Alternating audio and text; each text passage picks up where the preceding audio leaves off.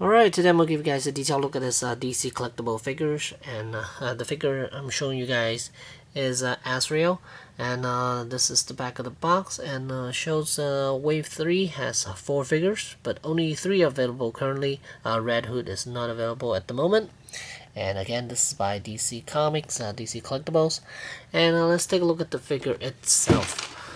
Now the figure only comes with the sword, and that's about it. And so let's take a look at the figure from the front.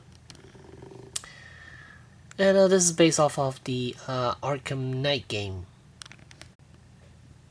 And here's a picture of him from the side. And from the back. And he has a rubber cape.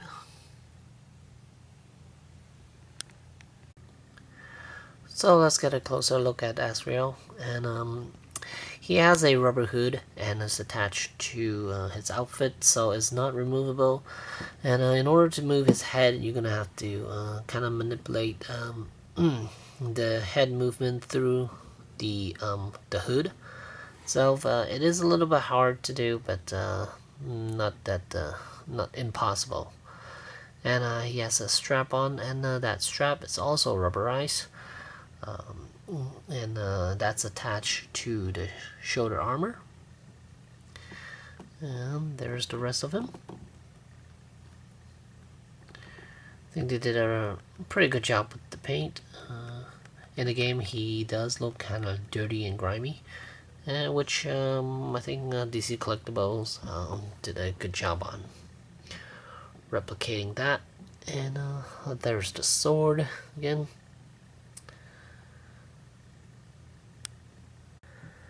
And one thing I do really like about this figure is the chest articulation. Normally on these any type of figures, the chest articulation is pretty limited, but as far as Azrael, it's a bit more because the way they cut the chest section and the abdominal section.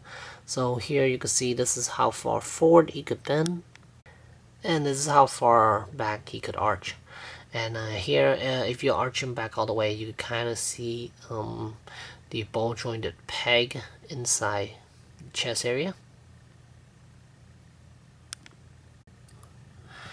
And shoulders are on a ball hinge joint, and you can see the shoulder armor doesn't impede with the articulation whatsoever because they are rubber pieces. And you can see he could almost reach up to about a 90 degrees angle. And elbows on a ball hinge, and again good range of motion, almost at 90 degrees. And same with the wrist, ball hinge wrist. And head is on the ball joint, but that is limited due to the hood that he has on. You can still manipulate it pretty well, but for him to look, if you want him to look out from the side, that hood is gonna block his vision quite a bit.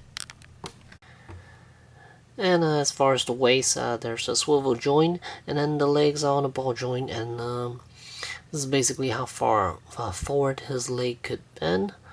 And this hindered a little bit by the belt, not a lot. And then there's also a thigh swivel, and a double jointed knees, and a hinge joint around the ankle, and ankle rockers as well. And here you have an idea how far his legs could bend.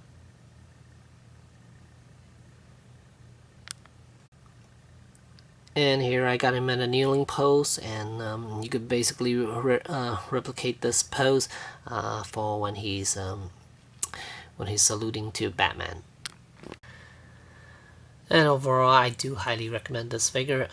Good range of motion for DC Collectibles. I have noticed that their stuff are getting better and better, especially the Arkham line. I believe almost all, if not all, almost majority of the figures got really good range of motion and a lot of articulation points as well. And this figure is going to set you back about 24 to 28, somewhere around there. You might be able to get it for a little bit less, a little bit more, depending on where you purchase this. And this figure got a lot to look at, and here you can see there's a lot of stuff going on with him, and I believe it's a good purchase if you're a fan of Azrael, which I am, and if you have the game, you'll be able to see his storyline a bit, and that's kind of cool. And you could also play as him for a little bit, which is nice. And yeah, again, highly recommend this figure. So there you go. There's the DC Collectibles Azrael figure from Arkham Knight line. Thanks for watching.